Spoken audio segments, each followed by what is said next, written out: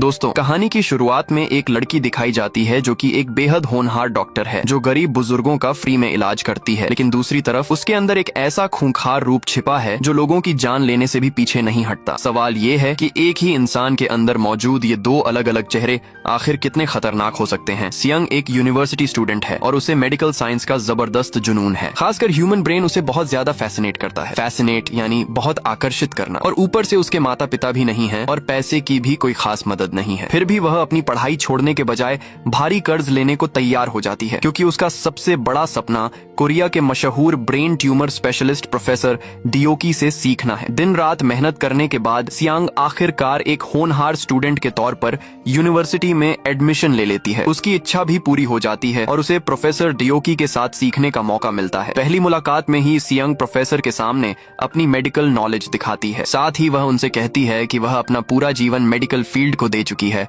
और चाहती है कि प्रोफेसर उसे अपनी सारी नॉलेज सिखाएं। सियांग की मेहनत और सच्चाई देखकर प्रोफेसर डियोकी काफी इंप्रेस होते हैं। इसके बाद जब भी कोई सर्जरी होने वाली होती, प्रोफेसर खुद सियांग को बुलाते और उसे सबसे आगे खड़ा करके पूरी सर्जरी करीब से देखने देते। प्रोफेसर ने उसे सिखाने में अपना पूरा समय लगा दिया था और सियांग ने भी उन्हें निराश नहीं किया। 1 साल भी पूरा नहीं हुआ था कि सियांग खुद अकेले सर्जरी करने लायक बन गई। अब वह प्रोफेसर डियोकी की सबसे पसंदीदा स्टूडेंट बन चुकी थी। उसका करियर बिल्कुल सही दिशा में जा रहा था। लेकिन तभी उसकी जिंदगी में ऐसा मोड़ आता है जो उसे धीरे धीरे अंधेरे रास्ते पर धकेल देता है। हॉस्पिटल की तरफ से एक स्कॉलरशिप निकलती है। इसके जरिए किसी एक स्टूडेंट को विदेश जाकर अपनी मेडिकल स्किल्स और बेहतर करने का मौका मिलने वाला था। सभी को यकीन था कि ये मौका सियांग को ही मिलेगा। सियांग भी खुशी खुशी विदेश जाने की तैयारी करने लगती है। लेकिन जब फाइनल लिस्ट सामने आती है तो उसका नाम उसमें नहीं होता। स्कॉलरशिप किसी और स्टूडेंट को मिल चुकी थी। सियांग का गुस्सा 7वें आसमान पर पहुंच जाता है और वह सीधे प्रोफेसर डियोकी के ऑफिस में पहुंचकर सवाल करने लगती है। उस समय स्कॉलरशिप पाने वाले स्टूडेंट की माँ भी वहाँ मौजूद थी। सियांग ने बिना सोचे उस महिला को खरी खोटी सुनानी शुरू कर दी। उसे लगा कि उस महिला ने अपने बेटे के लिए स्कॉलरशिप खरीद ली है। सियांग को उसका तरीका भी बहुत घटिया लगा। सियांग का गुस्सा देखकर प्रोफेसर डियोकी भी अपना आपा खो देते हैं और उसे जोरदार थप्पड़ मार देते हैं। इसके बाद वह सियांग की सारी सर्जरी ड्यूटीज भी रोक देते हैं। लेकिन उसी दिन एक ऐसी इमरजेंसी आ जाती है जिसे नजरअंदाज करना मुश्किल था। प्रोफेसर डियोकी और हॉस्पिटल के बाकी बड़े सर्जन्स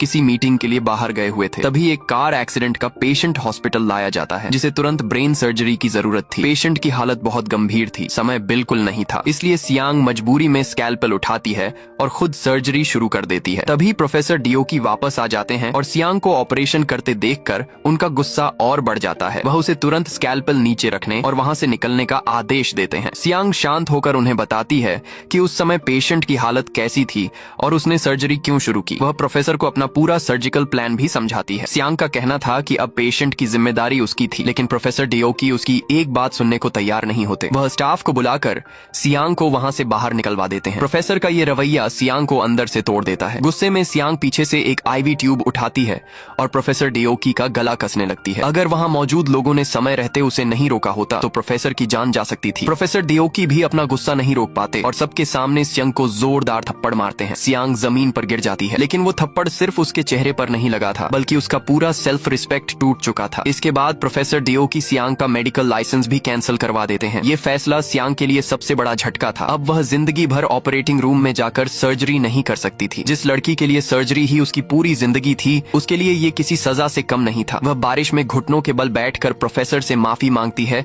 और एक मौका देने की रिक्वेस्ट करती है, लेकिन प्रोफेसर डियोकी उसे कोई दूसरा मौका नहीं देते। उस दिन के बाद सियांग अपनी ऊंचाई से सीधे नीचे गिर जाती है। जिसके पास एक समय शानदार करियर था, अब उसके हाथ में कुछ भी नहीं बचा था। लेकिन सियांग हार मानने वाली नहीं थी। वह अंडरग्राउंड में ब्रेन ट्यूमर सर्जरी करने लगती है। अब वह उन लोगों की इलीगल सर्जरी करती थी जिन्हें आम हॉस्पिटल में इलाज नहीं मिलता था। इनमें गैंगस्टर्स और ऐसे लोग भी शामिल थे जिनका संबंध अपराध की दुनिया से था। लाइसेंस न होने के बावजूद सियांग की सर्जरी आज तक कभी फेल नहीं हुई थी। एक बार उसने एक गैंग लीडर की जान बचाई, लेकिन सर्जरी के बाद एक नर्स ने चुपके से उसकी आईवी बैग में कुछ मिला दिया। असल में वह नर्स पहले उसी हॉस्पिटल में सियांग के साथ काम करती थी। उसे प्रोफेसर डियोकी और सियांग के बीच हुई पूरी घटना की जानकारी थी। उसे ये भी पता था कि सियांग का मेडिकल लाइसेंस जा चुका है, फिर भी वह इलीगल सर्जरी कर रही है। नर्स ने आईवी में सिर्फ स्लीपिंग पिल्स मिलाई थी, लेकिन इसी की बात को लेकर वह सियांग को ब्लैकमेल करने लगी। उसने कहा कि अगर वह चाहे तो किसी भी पेशेंट के साथ जानबूझकर ऐसा कुछ कर सकती है जिससे पेशेंट की मौत हो जाए, और अगर इलीगल सर्जरी के दौरान किसी की मौत हुई तो सियांग को पूरी जिंदगी जेल में बितानी पड़ सकती है। इसके बदले नर्स ने सियांग से बड़ी रकम मांगी। उसे लगा कि अब सियांग पूरी तरह उसके हाथ में है और वह इस हालत का मजा लेने लगी, लेकिन उसे बिल्कुल अंदाजा नहीं था कि उसने किस इंसान से पंगा लिया है। सियांग उसकी मांग मान लेती है। वह कहती है कि उसी रात पैसे वेयरहाउस में रख देगी। रात में नर्स जब वहां पहुंचती है तो उसे पैसों की मोटी गड्डी दिखाई देती है। वह खुशी खुशी पैसे गिनने लगती है। तभी सियांग आरवी ट्यूब उठाती है और उसी से उसका गला कस देती है। इस बार सियांग के चेहरे पर जरा भी डर नहीं था, उल्टा उसके चेहरे पर एक अजीब सी खुशी दिखाई दे रही थी। साफ था कि किसी इंसान को मारना उसके लिए पहली बार नहीं था। इसके बाद सियांग उस पैसों की पूरी गड्डी डोनेशन बॉक्स में डाल देती है। उसके हिसाब से समाज के गंदे लोगों को हटाना भी एक तरह का अच्छा काम था। फिर सियांग का असिस्टेंट योंगजू वहां आता है और नर्स की बॉडी को ठिकाने लगाने में उसकी मदद करता है। योंगजू खुद भी कभी सियांग का पेशेंट रह चुका था। उसके पास हॉस्पिटल बिल चुकाने के लिए पैसे नहीं थे, इसलिए वह बाद में सियांग के साथ ही रहने लगा और उसके कामों में हाथ बंटाता था। योंगजू स्वभाव से काफी शर्मीला था। वह हमेशा सियांग को किसी की जान लेने से रोकने की कोशिश करता था, लेकिन हर बार जब सियांग किसी को मार देती, योंगजू ही उसके बाद की पूरी प्रॉब्लम संभालता था। और इस तरह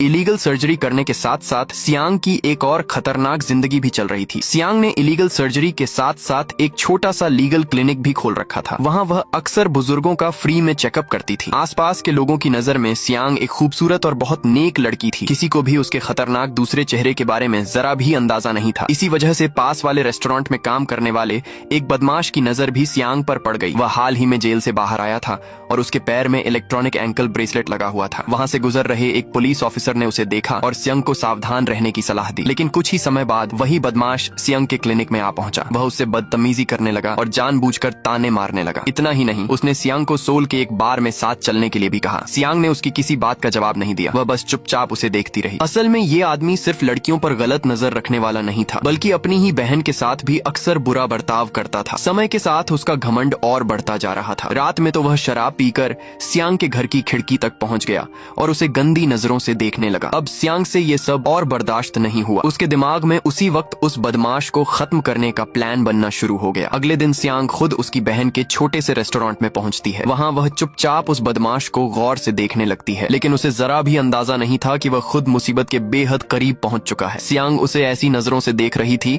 जैसे उसकी मौत का फैसला पहले ही हो चुका हो। रेस्टोरेंट से निकलते समय सियांग जानबूझकर अपना अम्ब्रेला वहीं छोड़ देती है। फिर वह बाहर दरवाजे के पास खड़े होकर उस बदमाश का इंतजार करने लगती है। कुछ देर बाद वह अपना अम्ब्रेला लेने बाहर आता है। इसी मौके का फायदा उठाकर सियांग उसे अपने साथ आने का इन्विटेशन देती है। बदमाश तो पहले से ही सियांग पर फिदा था, इसलिए खुशी खुशी तैयार हो जाता है। अगले दिन वह सड़क पर बाइसिकल चला रहा होता है। तभी एक रेड कार धीरे धीरे उसके पास आकर रुकती है। कार में सियांग को देखकर उसकी खुशी का ठिकाना नहीं रहता। वह तो उसे अपनी ड्रीम गर्ल मान चुका था। बिना किसी शक के वह सियांग की कार में बैठ जाता है। सियांग ने पहले से उसके लिए पानी की एक बोतल रखी थी। वह उसे पानी पीने के लिए देती है और बदमाश भी बिना सोचे उसे पी जाता है। इसके बाद सियांग एक बड़ा प्लास्टिक मैट खरीदती है और उससे उसे घर के अंदर ले जाने में मदद करने को कहती है। वह बदमाश सियांग को खुश करने में लगा रहता है। मेहनत करते करते उसके पूरे शरीर से पसीना निकलने लगता है। सियांग बड़ी नरमी से उसका शर्ट उतारती है और उसे पसीना पोंछने के लिए टॉवल देती है। कुछ ही देर बाद वह बेहोश होकर गिर जाता है। जब उसकी आंख खुलती है तो हालात पूरी तरह बदल चुके थे। उसके मुंह पर कपड़ा बंधा था और उसके हाथ पैर बांध दिए गए थे। अब उसे समझ आ चुका था कि वह बहुत बड़ी मुसीबत में फंस गया है, लेकिन तब तक भागने का कोई रास्ता नहीं बचा था। सियांग उसके ऊपर बैठी थी। वह आखिरी बार बेहद शांत तरीके से उससे कहती है कि अगर वह चुपचाप रहेगा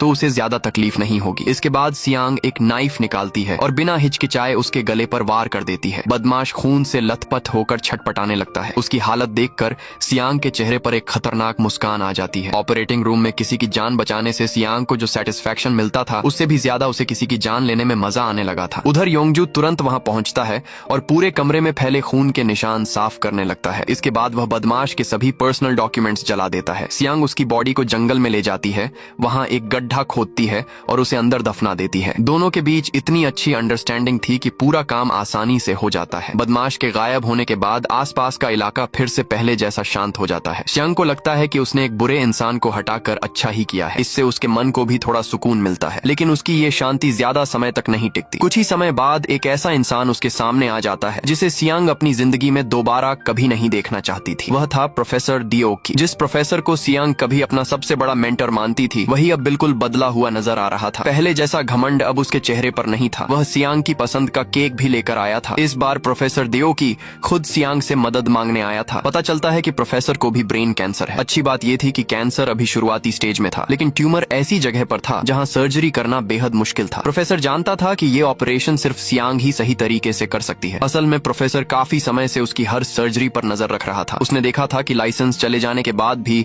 सियांग की सर्जिकल स्किल्स कम नहीं हुई, बल्कि और बेहतर हो गई थी। ये सुनकर सियांग को पूरी बात मजाक जैसी लगती है। वह मन ही मन सोचती है कि काश वह प्रोफेसर को उसी वक्त खत्म कर सकती, लेकिन अब वह उसे बचाने के लिए बिल्कुल तैयार नहीं थी। आखिर प्रोफेसर डियोकी ही था जिसकी वजह से उसका मेडिकल लाइसेंस गया था और उसकी पूरी जिंदगी बर्बाद हो गई थी। और आज वही इंसान उससे अपनी जान बचाने के लिए सर्जरी करने की उम्मीद कर रहा था। सबसे ज्यादा हैरानी की बात यह थी कि प्रोफेसर ने उस पुराने मामले के लिए एक बार भी सॉरी नहीं कहा। उल्टा वह अब भी टीचर की तरह सियांग से बात करता है और कहता है कि उसे ये सर्जरी करनी ही होगी। अगर सियांग ने मना किया तो प्रोफेसर पुलिस को उसकी इलीगल सर्जरीज की पूरी जानकारी दे देगा। ये धमकी सियांग के पुराने जख्म को फिर से खोल देती है। उसका गुस्सा फूट पड़ता है। वह प्रोफेसर को साफ कह देती है कि उसे ऑर्डर देने का कोई हक नहीं है और वह यहाँ से चला जाए। प्रोफेसर के पास कोई जवाब नहीं बचता। आखिर में वह वहाँ से जाने लगता है, लेकिन जैसे ही वह दरवाजे तक पहुँचता है अचानक उसकी तबीयत बिगड़ जाती है। वह जल्दी से अपनी पॉकेट से पेन किलर्स निकालने की कोशिश करता है, लेकिन मेडिसिन की बोतल हाथ से गिर जाती है। प्रोफेसर झुककर उसे उठाने की कोशिश करता है। तभी सियांग वहाँ से गुजरती है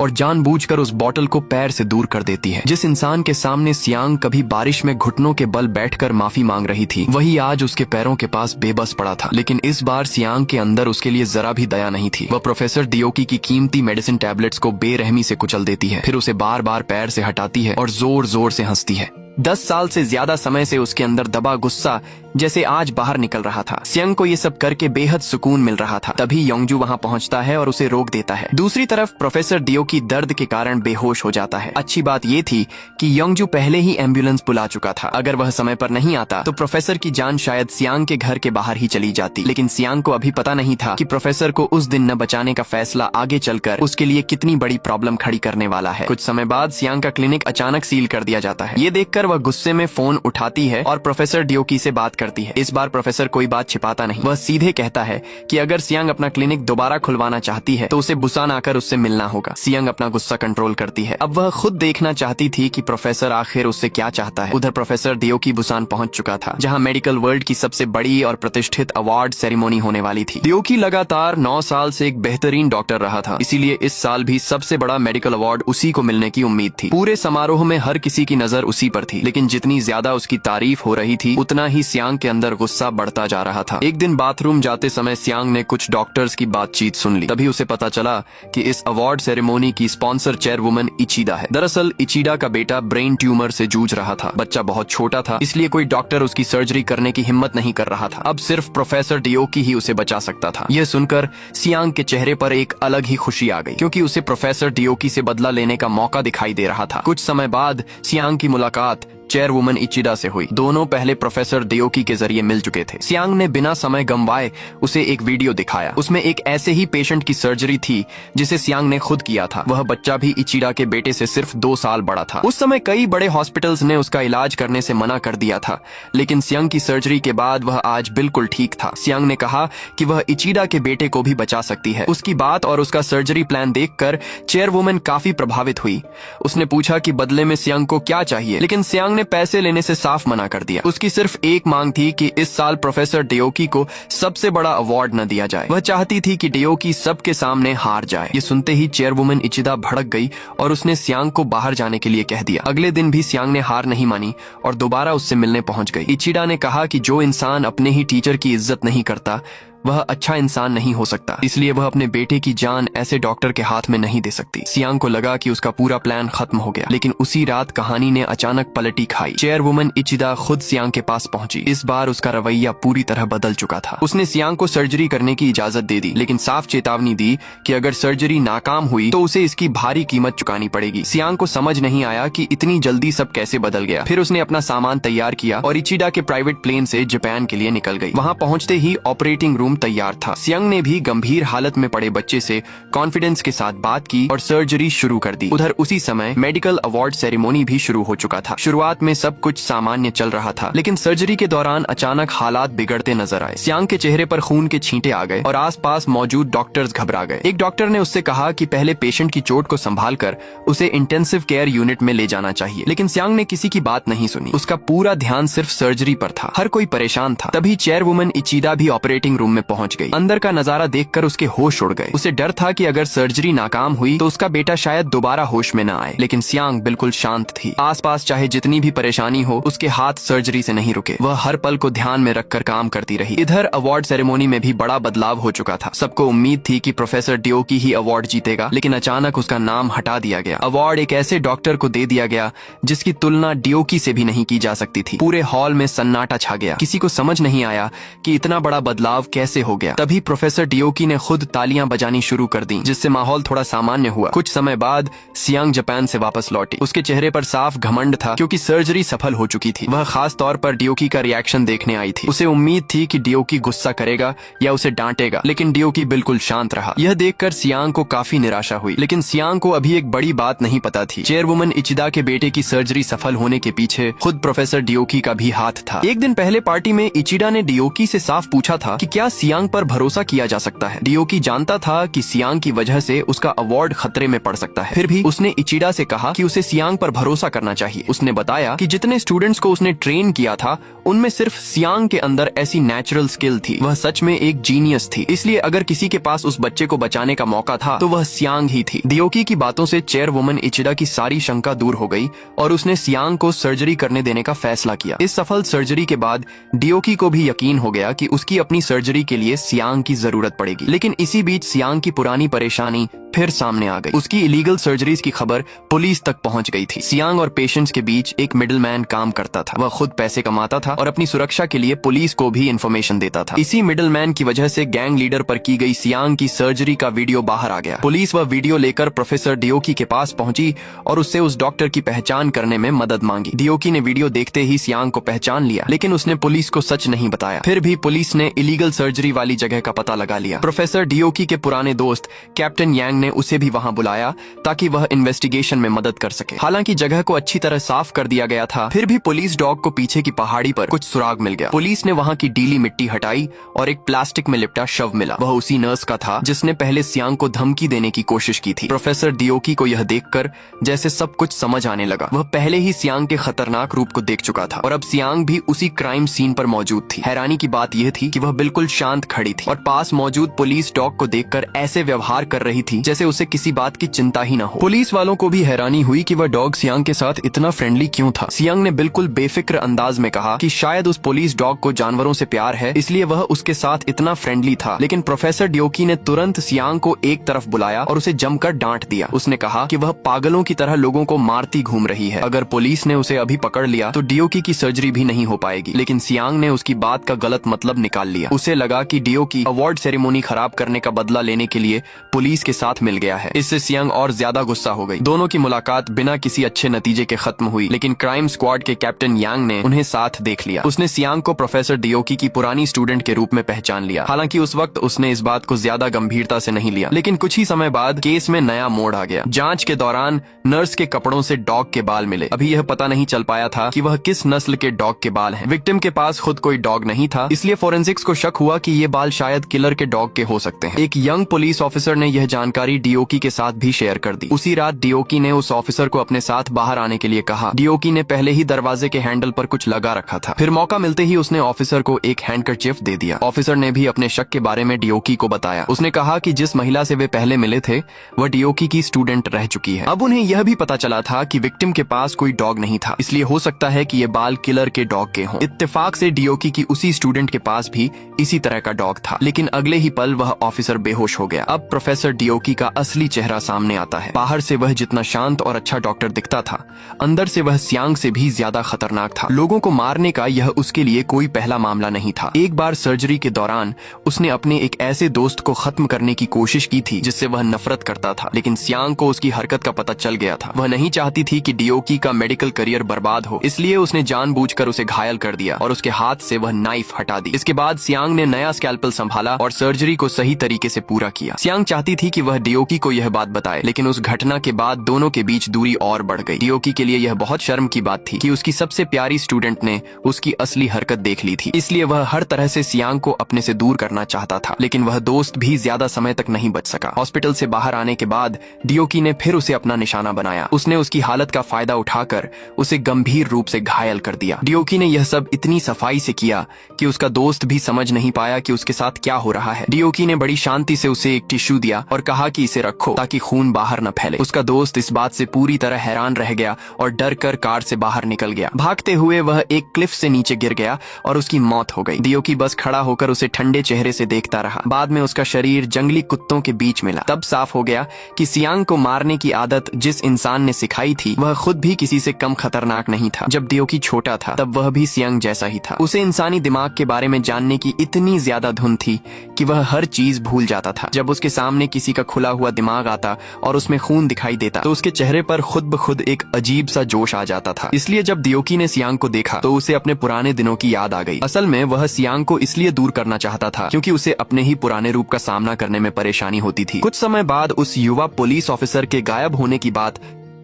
कैप्टन यांग तक पहुंच गई। उसने ऑफिसर की आखिरी फोन कॉल की जांच की तो पता चला कि आखिरी कॉल प्रोफेसर डियोकी ने की थी। कैप्टन यांग ने डियोकी को मिलने के लिए बुलाया और पूछा कि क्या वह उस रात उस पुलिस ऑफिसर से मिला था। डियोकी ने माना कि दोनों ने मिलने का प्लान बनाया था, लेकिन बाद में उसे अचानक एक जरूरी काम आ गया, इसलिए उनकी मुलाकात नहीं हो पाई। इसी बीच कैप्टन यांग के साथी ने भी कॉल करके बताया कि उसने आसपास के सीसीटीवी कैमरास चेक किए हैं। साथ ही उसने डियोकी के हाउसकीपर से भी पूछताछ की। हाउसकीपर ने बताया कि पिछली रात जब वह खाना लेकर आया था तो उसे बाथरूम से पानी चलने की आवाज सुनाई दी थी, इसलिए उसे लगा कि डियोकी घर पर ही है। लेकिन असल में यह सब डियोकी का बनाया हुआ प्लान था। वह उस रात घर के पीछे वाले दरवाजे से बाहर निकल गया था और दूसरे गराज में छिपी लग्जरी कार लेकर चला गया था। उसने इतनी सफाई से सब कुछ किया था कि उसके खिलाफ कोई पक्का सबूत नहीं मिल सकता था। लेकिन अब सियांग के लिए एक और प्रॉब्लम खड़ी हो गई थी। वह था धोखा देने वाला मिडलमैन। डियोकी ने उसे कांटेक्ट करने की पूरी कोशिश शुरू कर दी। पहले वह उसका इरादा समझना चाहता था, फिर डियोकी ने उसे भरोसा दिलाया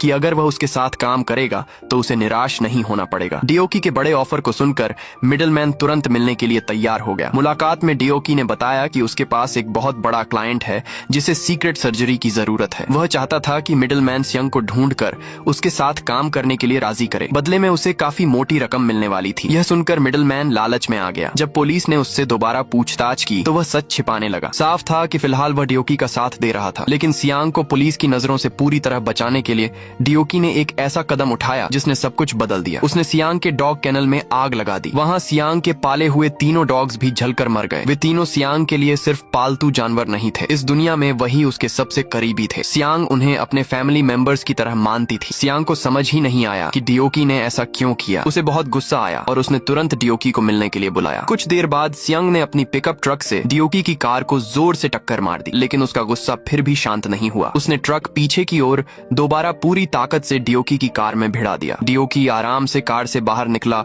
और कार के सामने सीधा खड़ा हो गया। उसने बिना किसी डर के सिगरेट जलाई। उसके पास बैठा योंगजू यह सब देखकर घबरा गया। उसने सियांग को समझाने की कोशिश की, लेकिन सियांग की आंखों पर गुस्सा पूरी तरह हावी था। उसने सामने खड़े डियोकी को देखा और फिर से गैस दबा दी, मगर आखिरी पल में भी वह डियोकी को कुछ नहीं कर पाई। इसके बाद सियांग अपने डॉग्स को खोने के गम में पूरी तरह टूट गई। उसे लग रहा था जैसे उसकी पूरी दुनिया ही खत्म हो गई हो। तभी वही मिडलमैन उसके पास आया और उसने सियांग को एक नया काम ऑफर किया। सियांग उसके बारे में अच्छी तरह जानती थी, इसलिए वह उसके साथ दोबारा काम नहीं करना चाहती थी। लेकिन प्रॉब्लम यह थी कि कॉलेज जाने के लिए सियांग ने जो लोन लिया था वह इसी आदमी से लिया गया था। अब उस लोन पर इंटरेस्ट बढ़ते बढ़ते 10 करोड़ तक पहुंच चुका था, इसीलिए इस बार फैसला सियांग के हाथ में नहीं था। सबसे बड़ी बात यह थी कि सियांग को बिल्कुल पता नहीं था कि जिस डॉक्टर के साथ उसे काम करना है वह डियोकी ही है। अब पीछे हटने का कोई रास्ता नहीं था। ये 4 साल बाद दोनों की पहली पार्टनरशिप होने वाली थी। कुछ समय बाद दोनों को एक बड़े यॉट पर भेजा गया। यॉट इंटरनेशनल वाटर्स में आगे बढ़ रहा था और वहीं एक सीक्रेट ब्रेन ट्यूमर सर्जरी की तैयारी थी। जिस पेशेंट का ऑपरेशन होना था वह एक कल्ट का सबसे बड़ा लीडर था। उसके सारे काम इतने सीक्रेट थे कि उसकी सर्जरी को पब्लिक नहीं किया जा सकता था। जैसे जैसे यॉट जमीन से दूर होता गया, सियांग ने अपने डॉग्स की राख को हाथ में लिया और समुद्र में बहा दिया। वह इसी तरह उनसे आखिरी बार गुड बाय कहना चाहती थी, लेकिन जब वह गम में डूबी हुई थी तभी डियोकी उसके पास आ गया और उससे बात करने लगा। सियांग को समझ नहीं आया कि डियोकी के पास पहले से इतना पैसा और नाम होने के बाद भी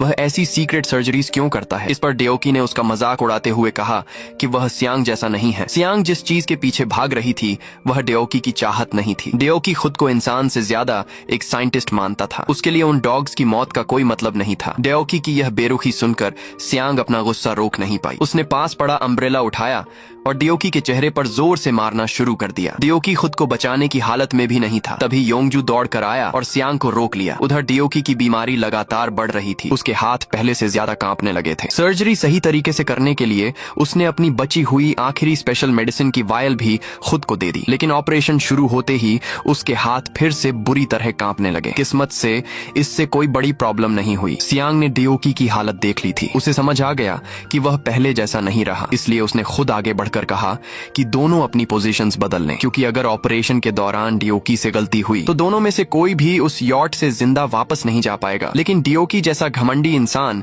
अपने स्टूडेंट के सामने हार मानने को तैयार नहीं था। वह दर्द सहते हुए भी स्कैल्पेल पकड़े रहा और सर्जरी जारी रखी। तभी एक अजीब बात हुई। जो डियोकी हमेशा काम के समय सिर्फ सर्जरी पर ध्यान देता था, वही अब ऑपरेशन के बीच सियांग से बातें करने लगा। सियांग ने डियोकी से ऐसे शब्द पहले कभी नहीं सुने थे। उसे कभी अपने टीचर से सीधे तारीफ या रिकॉग्निशन नहीं मिली थी, इसीलिए उसके सामने खड़ा यह पुराना टीचर उसे एक साथ जाना पहचाना भी लग रहा था और बिल्कुल अनजान भी। कुछ देर बाद सर्जरी सफल हो गई। ऑपरेशन खत्म होते ही सियांग डियोकी के पीछे चली गई। डियोकी ने कहा कि उसने काफी समय बाद खुद को इतना खुश महसूस किया है। उसने यह भी कहा कि वह सियांग से नफरत नहीं करता, बल्कि असल में नफरत सियांग उसके लिए रखती है। यह सुनकर सियांग काफी देर तक चुप रही। फिर पहली बार उसने अपने दिल में छिपी असली भावनाओं को समझना शुरू किया। कई साल पहले जब दोनों ने साथ में एक मुश्किल सर्जरी की थी, उस समय की खुशहाल यादें सियांग ने डियोकी के साथ शेयर की। डियोकी के लिए भी वह दौर उसकी जिंदगी का सबसे खुशहाल समय था। अब दोनों ऐसे खुलकर बातें कर रहे थे जैसे लंबे समय बाद दो पुराने दोस्त मिले हों। पहली बार सियांग ने अपने टीचर के सामने सिर झुकाकर उन्हें सम्मान दिया। ऐसा लग रहा था जैसे पिछले 4 साल की सारी नाराजगी उसी पल खत्म हो गई हो। लेकिन सियांग को अब भी नहीं पता था कि बाहर से जितना सख्त दिखने वाला डियोकी अंदर से उसे उतना ही ज्यादा चाहता था। जब भी उसे न्यूज में सियांग के बारे में कुछ पता चलता, उसके चेहरे पर हल्की सी मुस्कान आ जाती। यहाँ तक कि डियोकी ने पहली बार किसी की जान भी सियांग की वजह से ली थी। दरअसल डियोकी के एक पुराने दोस्त ने सियांग की शानदार मेडिकल टैलेंट देख ली थी। वह सियांग को विदेश में पढ़ने भेजने और अपने साथ ले जाने का प्लान बना रहा था। बाद में वह उसकी काबिलियत का इस्तेमाल पैसे कमाने के लिए करना चाहता था। उसके साथ जाने वाले ज्यादातर लोग भी बर्बाद हो चुके थे। डियोकी अपने इतने सालों से तैयार किए हुए सबसे प्यारे स्टूडेंट को किसी के हाथ में नहीं जाने देना चाहता था। इसी वजह से उसने उस समय सियांग को विदेश जाने वाली स्कॉलरशिप नहीं मिलने दी। असल में वह सीधे तौर पर नहीं बल्कि छुपकर सियांग को बचा रहा था। बाद में डियोकी ने उसी पुराने दोस्त को भी खत्म कर दिया, क्योंकि उसने सियांग को परेशान करने का इरादा नहीं छोड़ा था। डियोकी अपनी जिंदगी तक दांव पर लगाकर सियांग को बचाना चाहता था। अब दोनों के बोट से उतरते ही कहानी ने एक और मोड़ लिया। मिडिलमैन ने अपना प्लान बदल लिया और सियांग को पुलिस के हवाले करने वाला था। लेकिन सियांग को कुछ गड़बड़ महसूस हो गई। उसने बहाना बनाया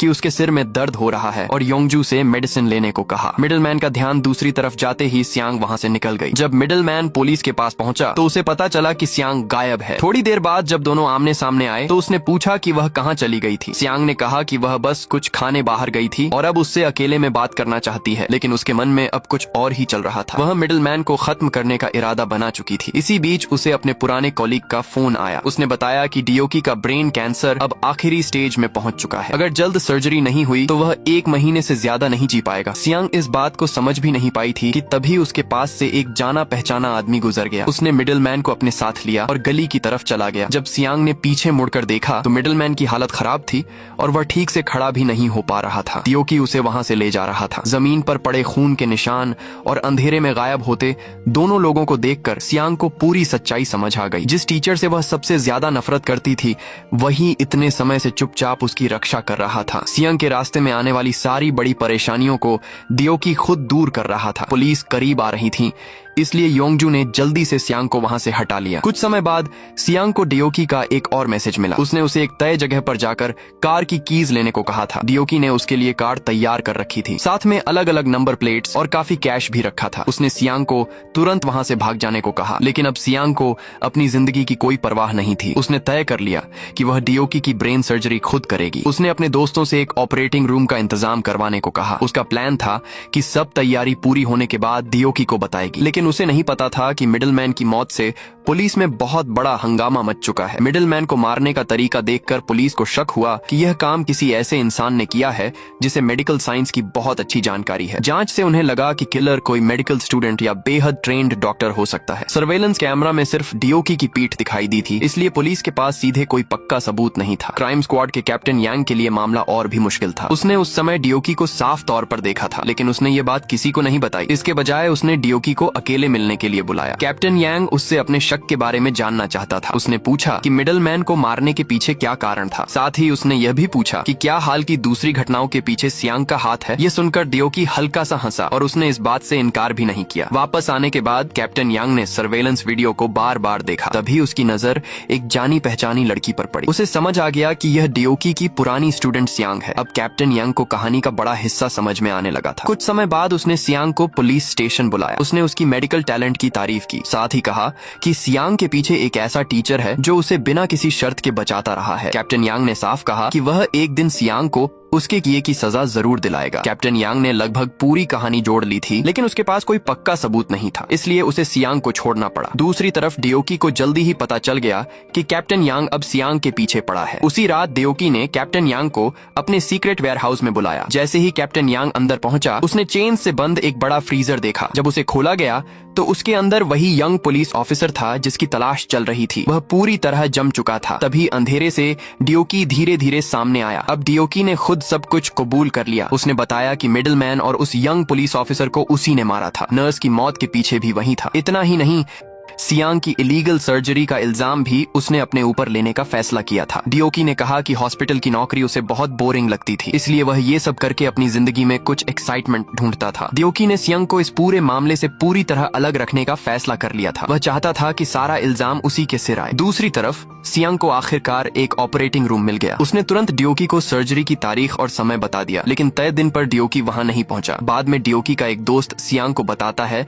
कि वह सर्जरी 1 महीने बाद करवाना चाहता है, लेकिन 1 महीने बाद उसकी हालत इतनी खराब हो जाती कि इलाज करना और भी मुश्किल होता। दरअसल डियोकी यही चाहता था। वह जानबूझकर अपनी हालत बिगड़ने देना चाहता था ताकि सर्जरी के दौरान उसकी मौत हो जाए। सियांग के पास आने से पहले ही डियोकी जानता था कि यह सर्जरी शायद सफल नहीं होगी। वह चाहता था कि सियांग ही उसकी चीफ सर्जन बने, क्योंकि अपनी मौत के जरिए वह उसे आखिरी सबक देना चाहता था। सियांग ने कभी फेलियर का सामना नहीं किया था, इसलिए डियोकी चाहता था कि वह एक बार हार को स्वीकार करना सीखे और आगे खुद को और बेहतर बनाए। सच कहें तो सियांग उसकी जिंदगी की सबसे बड़ी चिंता बन चुकी थी। अपनी आखिरी घड़ी तक भी वह यही सोच रहा था कि सियांग के लिए क्या किया जा सकता है, लेकिन दूसरी तरफ सियांग उसे हर जगह ढूंढ रही थी। डियोकी ने उससे पूरा कांटेक्ट तोड़ दिया था और एक सीक्रेट जगह पर छिप गया था। अब पुलिस ने भी उसकी गिरफ्तारी का वारंट जारी कर दिया था। जो डॉक्टर कभी सबकी नजरों में सबसे सम्मानित था, वही अब मर्डर के शक में वांटेड क्रिमिनल बन चुका था। सियांग को समझ नहीं आ रहा था कि आखिर चल क्या रहा है। समय तेजी से निकल रहा था, इसलिए उसने गैंग लीडर से डियोकी को ढूंढने में मदद मांगी। गैंग लीडर ने अपने सारे कॉन्टैक्ट्स लगा दिए और आखिरकार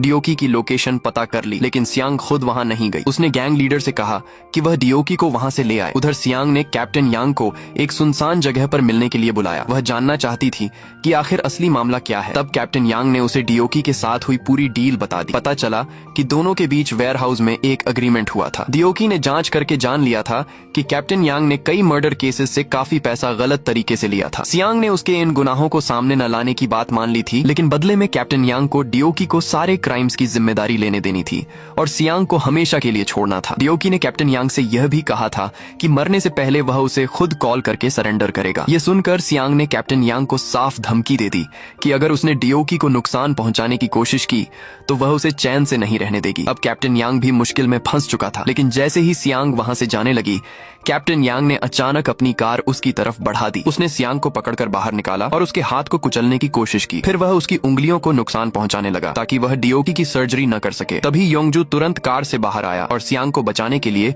उसके सामने खड़ा हो गया। कैप्टन यांग ने योंगजू पर भी हमला जारी रखा। योंगजू की हालत देखकर सियांग के अंदर का गुस्सा फिर जाग उठा। उसने अपना वही जाना पहचाना स्कैल्पल निकाला और कैप्टन यांग को पकड़ लिया। कुछ ही पल में उसने उसे मार दिया। अब उसके रास्ते में कोई रुकावट नहीं बची थी। इसके बाद सियांग ने गैंग लीडर को फोन किया। उसके पास पास मौजूद दियोकी ने भी यह सब सुन लिया। फोन पर ही उसे पता चल गया कि सियांग ने एक और इंसान को मार दिया है। दियोकी तुरंत वहाँ पहुँच गया। उसने जमीन पर पड़े कार की को एक हैंडकरचीफ से उठाया ताकि उसके निशान न रहें, और फिर सियांग से नाराज होकर पूछा कि वह लगातार लोगों को क्यों मार रही है। सियांग ने इस बार कुछ नहीं कहा। उसका चेहरा टूट चुका था। उसने दियोकी से बस इतना कहा कि अब वह सब कुछ संभाल ले। दियोकी ने उसे पहले अपना चेहरा साफ करने को कहा और खुद पूरी जगह संभालने लगा। ये पहली बार था जब सियांग ने दियोकी के सामने खुद को इतना कमजोर दिखाया था। सियांग को अब किसी चीज की जरूरत नहीं थी। वह सिर्फ चाहती थी कि दियोकी जिंदा रहे। लेकिन दियोकी फिर भी सर्जरी करवाने के अपने फैसले पर कायम था। उसका प्लान था कि 1 महीने बाद वह सियांग को अपनी सारी मेडिकल नॉलेज सिखाएगा। लेकिन अब सियांग को कुछ भी सीखने में दिलचस्पी नहीं थी। वह दियोकी से सिर्फ जिंदा रहने की भीख मांग रही थी। उसने कहा कि अगर दियोकी मर गया तो उसकी जिंदगी और भी खराब हो जाएगी। वह चाहती थी कि दियोकी जिंदा रहकर अपनी आंखों से देखे कि सियांग एक दिन दुनिया की सबसे बड़ी डॉक्टर बनती है। सियांग ने दियोकी को अपने साथ ले जाने की कोशिश की, लेकिन दियोकी ने उसे धक्का देकर गिरा दिया। आखिर में सियांग उसकी जिद के आगे कुछ नहीं कर पाई। उसे मजबूर होकर दियोकी के फैसले को मानना पड़ा। वहां से निकलते समय भी दियोकी कैप्टन यांग की कार अपने साथ ले गया। यह आखिरी बार था